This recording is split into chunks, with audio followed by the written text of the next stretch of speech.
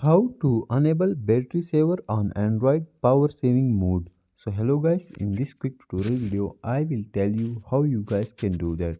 So for that we will simply go to settings in our mobile phone. So I will simply click on settings.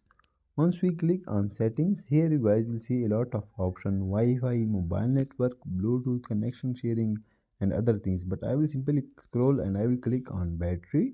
Once I click on battery, here you guys will see battery usage power saving mode. Simply click on power saving mode. Once we click on power saving mode, here you guys can see power saving mode automatically turn off power saving mode when the battery is changed to 90%, and you guys will see other option. So for turn on power saving mode, I will simply select power saving mode, and once I click on that, that's it. Our power saving mode will be turned on in an Android phone. Thanks for watching. Also, the other easy way was you guys can scroll down and here you guys can see power saving mode option. Simply click on that and that's it. Your power saving mode will be turned on. That's how you guys can do that. Thanks for watching.